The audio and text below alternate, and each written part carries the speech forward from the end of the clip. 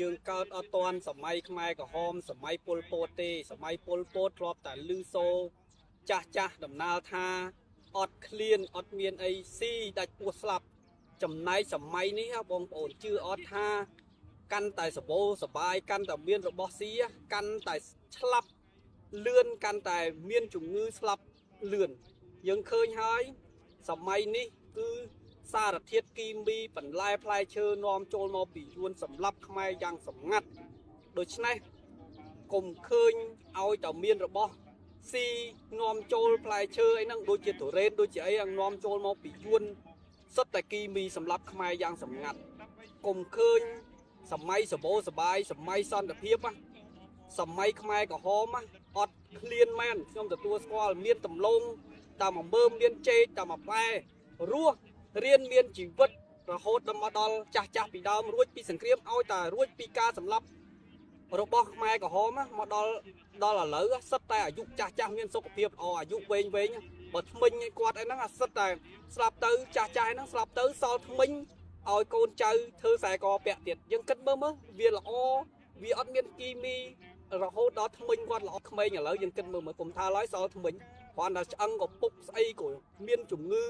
យើងមើលមន្ទីរពេទ្យនរកណែលសម័យខ្មែរក្រហមសម្រាប់ខ្មែរដោយការបាញ់សម្លាប់ឯណាអត់សម្លាប់ដោយជំងឺគីមីជំងឺមេរោគផ្សេងដោយសម័យនេះទេដូច្នេះសម័យនេះថ្មីត្បិតតែសបោសបាយខ្ញុំទទួលស្គាល់ថាដូចជាគេនិយាយអញ្ចឹងគេលើកឡើងថាខ្មែរ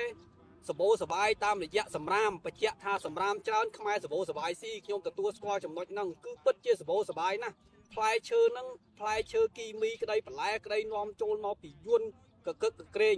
យើងដឹងហើយថាស្រុកទេសរបស់យើងមេដឹកនាំអត់កំណើតយើងរិះគន់បានតែរិះគន់ទេយើងធ្លាប់និយាយយើងធ្លាប់ថាហើយលោកហ៊ុនសែនក៏ធ្លាប់ឌឺដងឲ្យសកផ្លែផ្កាឲ្យប្រជាពលរដ្ឋខ្មែរវិញសម្ដី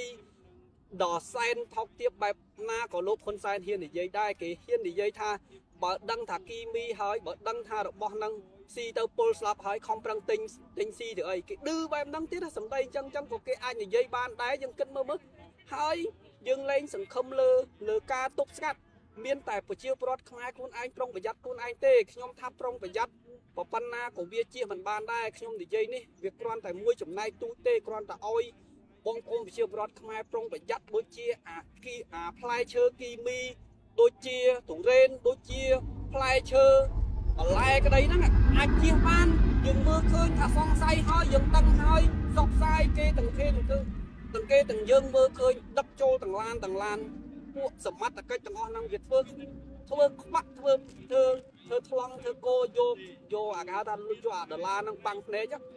ហើយពួកហ្នឹងធ្វើខ្វាក់ធ្វើថ្លង់ដើម្បីផលប្រយោជន៍ដើម្បីលុយតែកុំភ្លេចថាពួកអាមន្ត្រីគួយទាំងអស់ហ្នឹងដែលពុកឲ្យលួយដែលឃ្លានលុយហ្នឹងកុំគិតថារួចខ្លួនអត់រួចខ្លួនទេ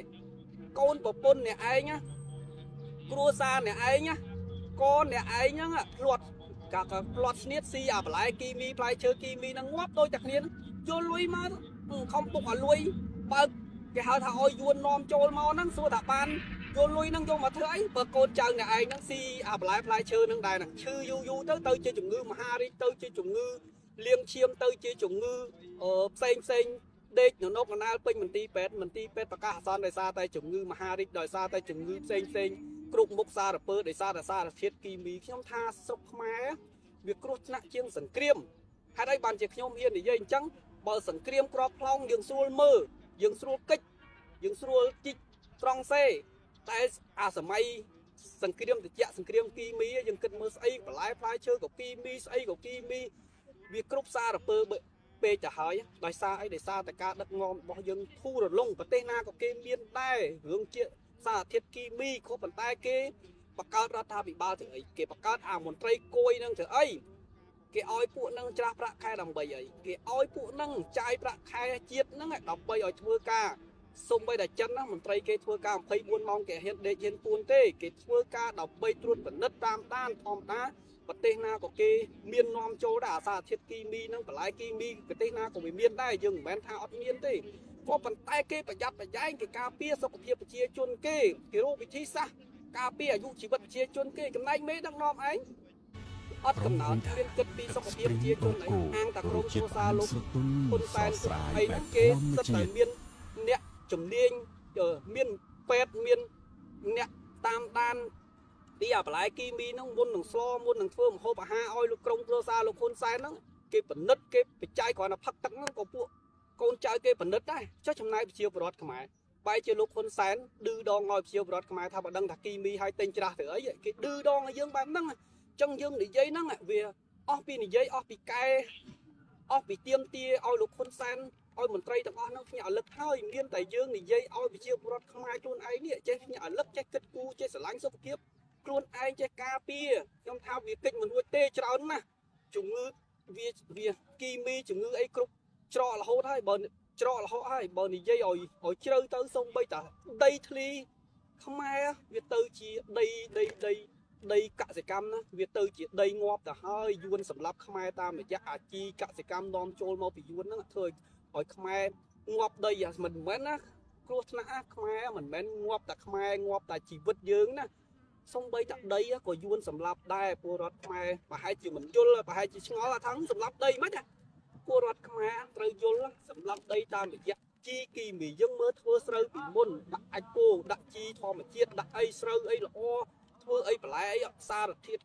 គេហៅថាមានធម្មជាតិខ្លះឥឡូវហ្នឹងដាំស្អីក៏ត្រូវការជីដែរអត់ជីដាំអត់រស់អាហ្នឹងសម្រាប់ដីឲ្យងាប់មកដីហ្នឹងគឺលែងមានធម្មជាតិទៅហើយវាទៅជាដីហ្នឹងសិតតែគីមីអត់មានជីដាំអត់រស់ដាំទៅយើងគិតមើលវាលែងមានធម្មជាតិងាប់មិនមែនងាប់តែជីវិតយើងទេងាប់ទាំងដីទៀតដីស្រែកសិកម្មហ្នឹងម៉ែឲ្យគេមកខ្ញុំធ្វើសិតតែត្រូវការជីសិតតែដាក់ជីអញ្ចឹងជីហ្នឹងនាំមកពីយួនវាដាក់ឲ្យដីខ្មែរហ្នឹងឲ្យងាប់ធ្វើស្អីក៏លែងបានធ្វើស្រូវឯងចាប់ផ្ដើមធ្លាក់ពីមុនមហត្តាបានប្រមាណតោនអញ្ចឹងទៅឥឡូវហ្នឹងវាចាប់ផ្ដើមធ្វើហ្នឹងដីហ្នឹងធ្វើលែងបានទៀតបានហើយវាអត់ទីផ្សារធ្វើបានលក់បានក៏វាអត់ទីផ្សារមករឿងទៅហើយក៏ប៉ុន្តែអាដីហ្នឹងធ្វើស្រូវធ្វើចំការធ្វើបន្លែកសិកម្មអីហ្នឹងក៏វាលែងសូវបានដែរវាត្រូវការជីអញ្ចឹងអត់ជីដាំអត់បានហើយយើងគិតថាកុំប្រើគីមីកុំប្រើជីកុំប្រើមិនបើដីងាប់បាត់ហើយហ្នឹងដីហ្នឹងវាលែងមានសារធាតុពីមុនសិតតែប្រើជីអាចគូឥឡូវបើលែងចំគូលែងចំអីអស់ហ្នឹងមានជីអាចគូមកពីណាមានជីធម្មជាតិមកពីណាអញ្ចឹងនាំមកពីយួនទាំងអស់ស្អីក៏យួនសេដ្ឋកិច្ចយួនគ្រប់គ្រងទាំងអស់អាដីក៏យួនសម្រាប់អាមនុស្សក៏យួនសម្រាប់យើងគិតបន្តិចមើលបងប្អូនប្រជាពលរដ្ឋខ្មែរខ្ញុំនិយាយនេះមិនមែនបំភ័យទេតែឲ្យប្រជាពលរដ្ឋខ្មែរនឹកគេហៅថាចាប់លឹកនឹកឃើញរឿងដែលគ្រោះថ្នាក់ជាច្រើនទៀតដែលប្រជាពលរដ្ឋខ្មែរនឹកមិនឃើញនឹកមិនដល់ខ្ញុំមិនមែនជាអ្នកជំនាញគីមីមិនមែនជាអ្នកជំនាញអីរៀនសូត្រចេះដឹងទេត្រង់តែខ្ញុំកាជះគេនៅកូរ៉េក៏ប៉ុន្តែខ្ញុំធ្លាប់ធ្វើស្រែចម្ការខ្ញុំយល់ខ្ញុំដឹងខ្ញុំគិតមើលខ្ញុំពិចារណាទៅគឺវាបែបហ្នឹងជាពលរដ្ឋខ្មែរខ្លួនឯងអ្នកធ្វើស្រែចម្ការគិតមើលពិចារណាខ្លួនឯងមើលទៅថាខ្ញុំនិយាយនឹងខុសអត់បើនិយាយខុសបោះចោលទៅថាឯងចេះតែនិយាយប្រព្រឹត្តប្រភ្លើននិយាយតាមការនឹកឃើញខ្ញុំនិយាយតាមការនឹកឃើញមែនខ្ញុំអត់មានទៅស្រុះទៅត្រើយស្ទើក៏ប៉ុន្តែខ្ញុំតាមដានខ្ញុំដឹងឪពុក